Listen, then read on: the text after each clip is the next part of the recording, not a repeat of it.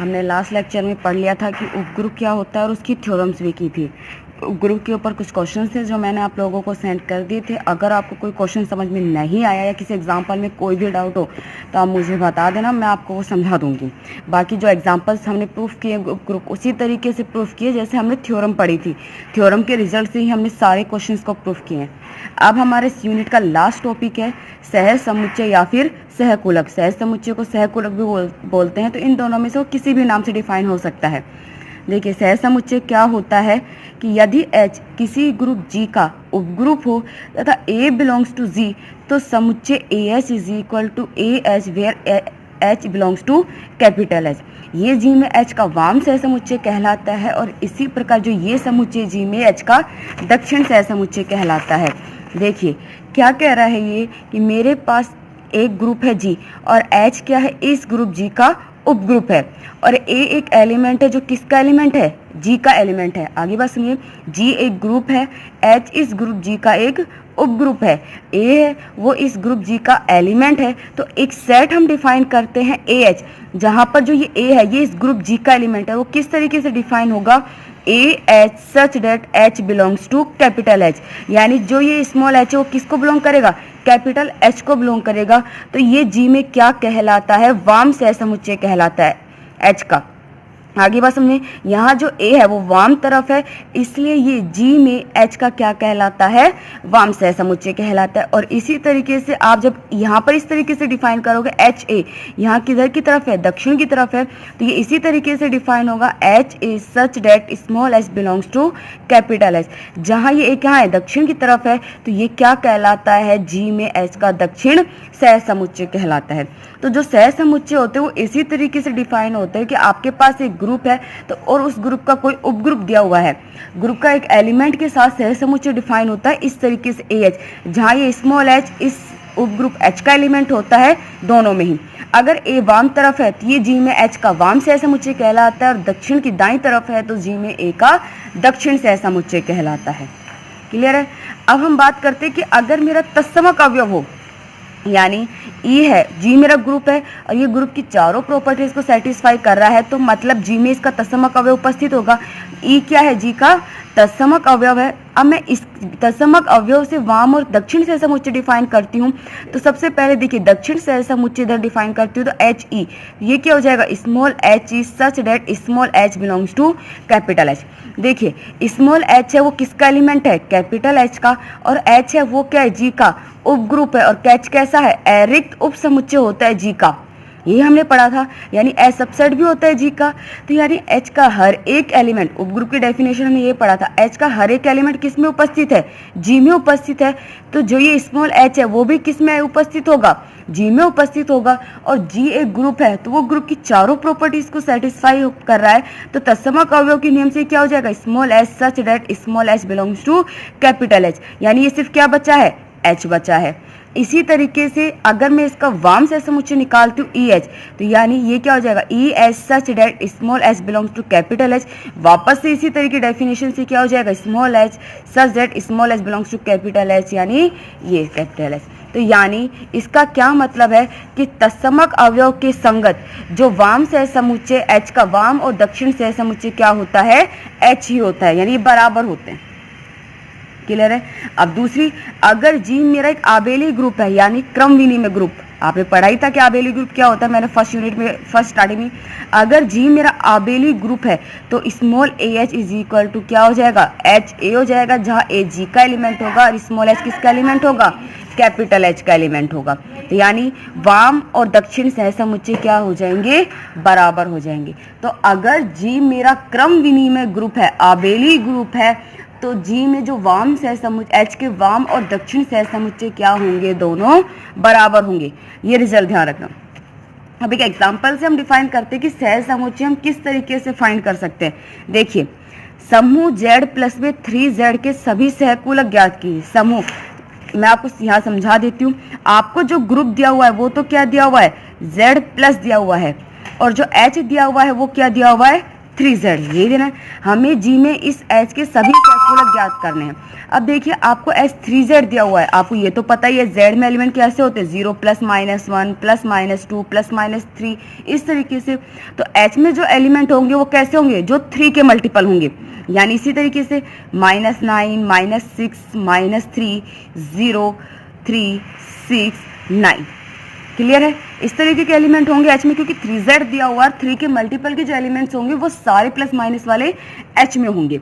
अब मुझे सहगुणक ज्ञात करने हैं G में, H के जितने भी सहगुणक होते हैं वो सारे के सारे ज्ञात करने हैं। अब Z में इस G में तो हर तरह के एलिमेंट होंगे, 0 +, -1 +, -2 +, -3। तो मैं सबसे पहले पॉजिटिव्स के लिए बात करती हूँ।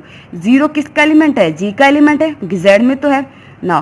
सहगुणक कैसे फाइंड करोगे, H + 0। सबसे पहले 0 के लिए हम बात कर रहे हैं, 0 किसका एलिमेंट है, G का एलिमेंट है ही, तो H + 0 पहले सहगुणक की तरफ फाइंड करेंगे, यानी जो आपके पास H है उसमें 0 ऐड करो। अब देखिए एक रिजल्ट और पहले आपको बता देती हूँ, Z कैसा है, आबेली ग्रुप है, क्योंकि Z मैंने आपको शुरू में पढ़ा दिया था आबेली ग्रुप है। और अभी एक नोट पढ़ा था कि अगर G मेरा क्रम विनिमय ग्रुप होता है तो वाम और दक्षिण सहसमुच्चय कैसे होंगे, बराबर होंगे। तो यानी H + 0 बराबर होगा 0 + H के।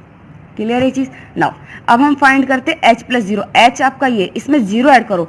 जब इसमें 0 ऐड करोगे कोई इफेक्ट नहीं पड़ेगा, सारी टर्म्स एज इट इज रहेगी, यानी -9 -6 -3 0 3 6 9। ये आपको वापस क्या मिल गया, H मिल गया, इसे H लिख सकते हो, और ये 0 + H।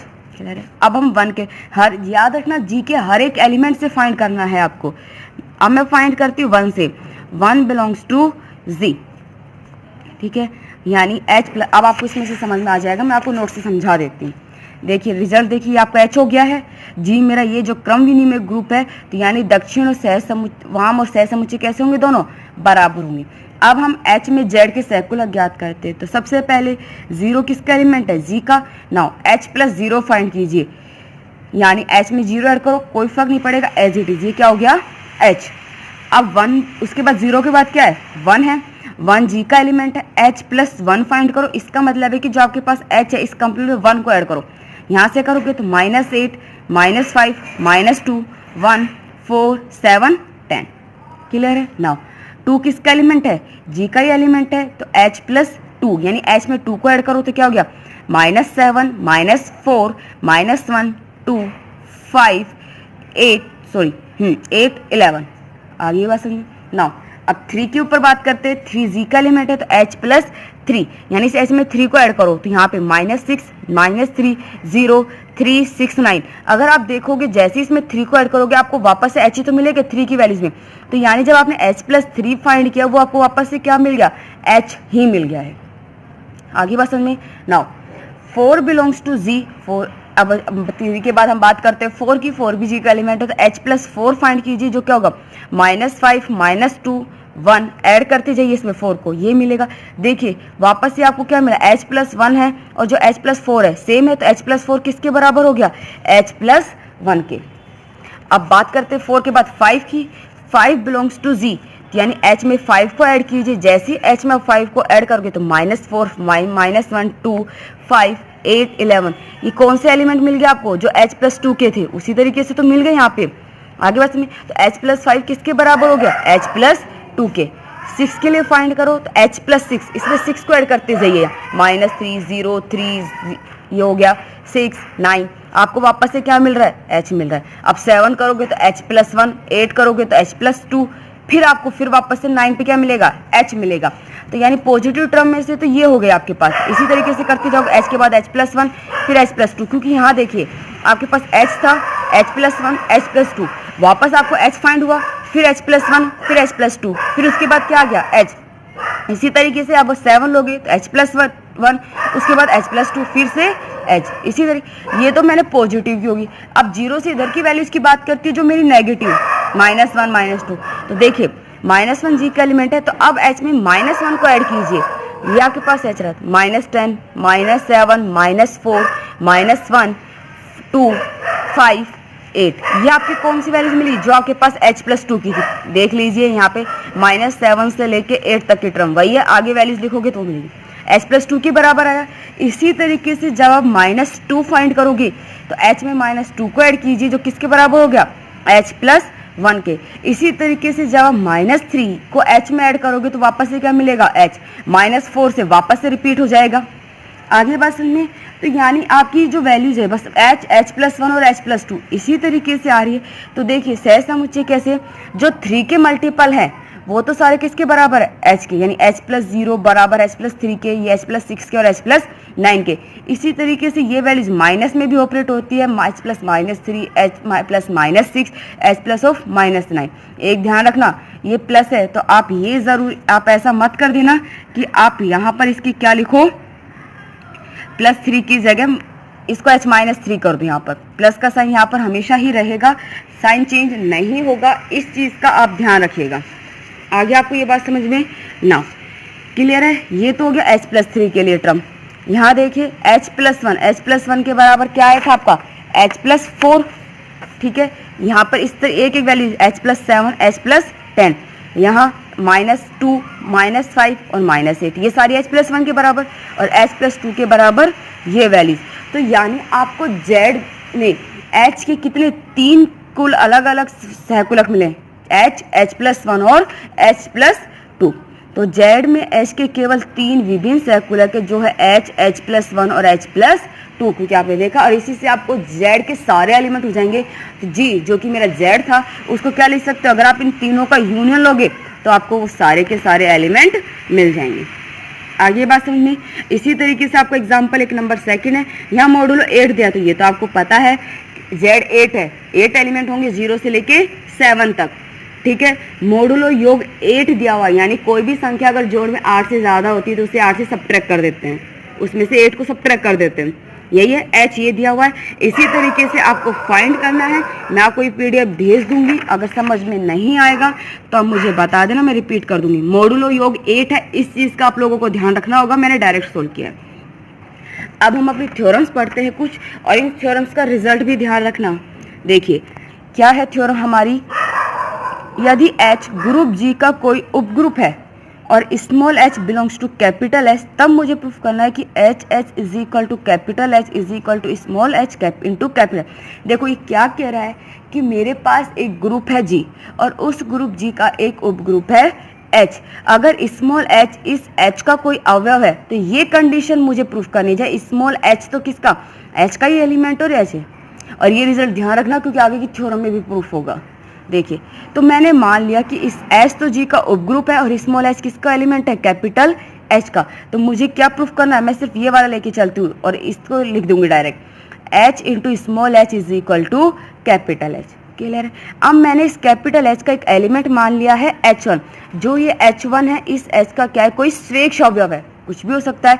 तो H1 इंटू H किसका एलिमेंट हो जाएगा, H का। क्यों हो जाएगा, देखिए डेफिनेशन देखिए, सहकुलक की अगर मैं बात करती हूँ, यहाँ मेरा क्या है, स्मॉल h है वो कैपिटल H का एलिमेंट है और H उपग्रुप है G का और ये सबसेट भी होता है G का। तो स्मॉल h किस में बिलोंग कर जाएगा, G में भी बिलोंग कर जाएगा।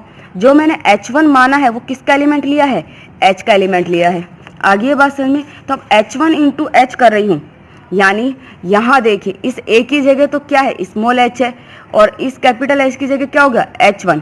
तो यानी अगर मैं बात करती हूँ यहाँ पे तो H और स्मॉल h यही होगा, ये किसके बराबर हो जाएगा, यहाँ देखिए H into small h, H1 into H such that small h1 belongs to capital H, यही हो जाएगा। तो H1 इंटू H किसका एलिमेंट हो गया, H इंटू स्मॉल h का कोई स्वेच्छ अवयव हो गया। नाउ अब हमें दिया है कि H एक उपग्रुप है, तो देखिए स्मॉल h1 भी कैपिटल H का एलिमेंट है और स्मॉल h भी कैपिटल H का एलिमेंट है। तो H1 इंटू H भी किसका एलिमेंट हो जाएगा, H का हो जाएगा, क्योंकि H एक उपग्रुप है और संवृत की प्रॉपर्टी को सेटिस्फाई करता है। तो अब यहाँ देखिए H1 इंटू H किसका एलिमेंट था, H इंटू H का, और जो किसका मिल गया, कैपिटल H का। इसका क्या मतलब है कि इसका हर एक अवयव किस में उपस्थित है, H में उपस्थित है। तो यानी जो ये H इंटू स्मॉल h है ये क्या उप समुच्चय है कैपिटल H का। क्लियर है ये चीज ना। अब देखिए H1 को मैं लिख सकती हूँ H1 इंटू ए, क्योंकि ये G में भी बिलोंग करेगा और G ग्रुप है तो सारी प्रॉपर्टी को सेटिस्फाई करेगा। और उपग्रुप है H, तो उपग्रुप भी तो क्या होता है, खुद एक ग्रुप होता है, तो वो भी प्रॉपर्टी को सेटिस्फाई करेगा। नाउ E को लिख सकती हूँ H इनवर्स इंटू H। और इसे लिख सकते हो H1 is equal to H1 into H1 inverse into H। देखिए स्मॉल h किसका एलिमेंट है, कैपिटल H का एलिमेंट है, तो H और H कैसा है, उपग्रुप है, तो उसके प्रत्येक अवयव का प्रतिलोम विद्यमान होगा, तो H इनवर्स भी किसमें H में बिलोंग करेगा। नाउ तो इसी तरीके अब H1 के लिए देखिए H1 कैपिटल H का एलिमेंट है, तो H इनवर्स भी किसका एलिमेंट होगा, कैपिटल H का, और H उपग्रुप है तो ये किस में बिलोंग कर जाएगा, कैपिटल H में, तो ये कैपिटल H में बिलोंग कर गया, ये स्मॉल h। देखिए H1 किसका एलिमेंट लिया था, कैपिटल H का लिया था, जो किससे बिलोंग कर गया यहाँ पर, तो यानी कैपिटल H का हर एक एलिमेंट इस सेट में उपस्थित है, तो यानी H क्या है, उपसमुच्चय है इस सेट का। समीकरण 1 और 2 से H किसके बराबर हो गया, H into small h। Clear है ये चीज, आ गया आपको समझ में ना, ये हो गया। और इसी तरीके से मैं इसे भी प्रूफ कर सकती हूँ, तो यानी ये रिजल्ट सेटिस्फाई हो गया। आगे बात समझ में ना। नेक्स्ट थ्योरम देखिए कि यदि समूह G का एक उप समूह H है और A B belongs to G, तो सिद्ध कीजिए। देखिए दो थ्योरम प्रूफ करनी है। स्टेटमेंट क्या कह रहा है कि मेरे पास एक ग्रुप है G और उस ग्रुप G का उपग्रुप है H। A और B अगर इस G के एलिमेंट है तो मुझे ये प्रूफ करना है। मैं एक प्रूफ करूंगी, दूसरे को एज इट इज लिख दूंगी।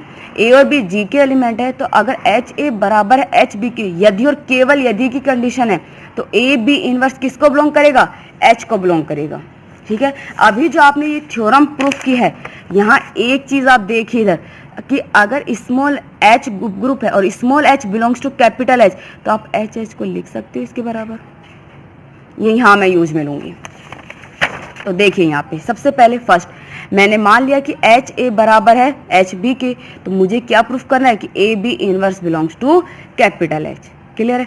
अब मैंने एलिमेंट लिया है A, जो किसको बिलोंग कर रहा है, HA को।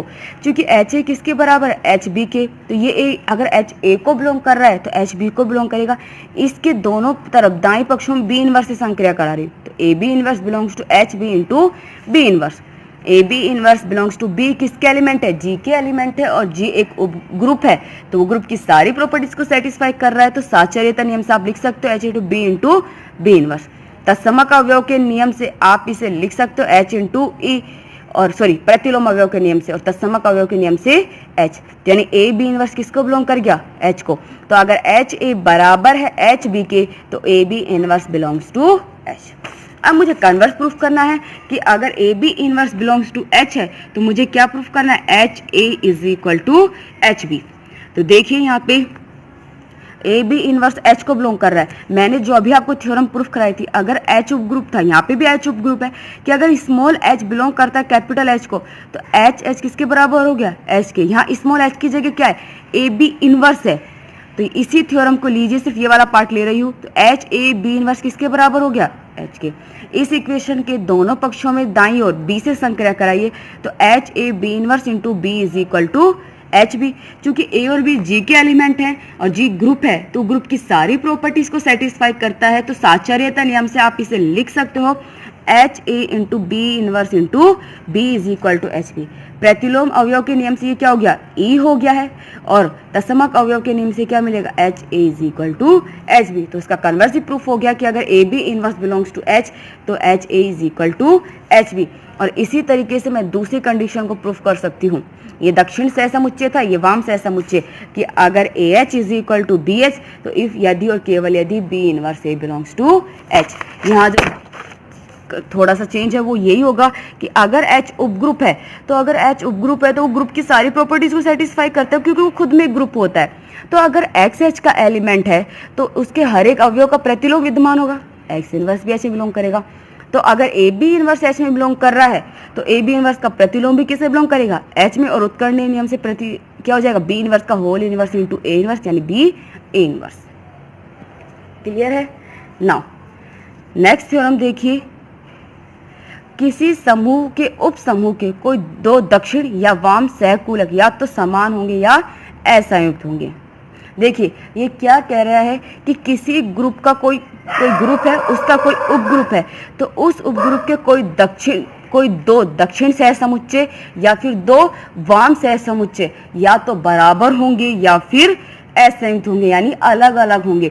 तो किसी भी ग्रुप के उप ग्रुप के कोई भी दो दक्षिण सहसमुच्चय या दो वाम सहसमुच्चय, दो हो रहे हैं यहाँ पे, दो दक्षिण और दो या फिर दो वाम सहसमुच्चय, या तो बराबर होंगे, समान होंगे, या फिर असंयुक्त यानी अलग अलग होंगे। क्लियर है?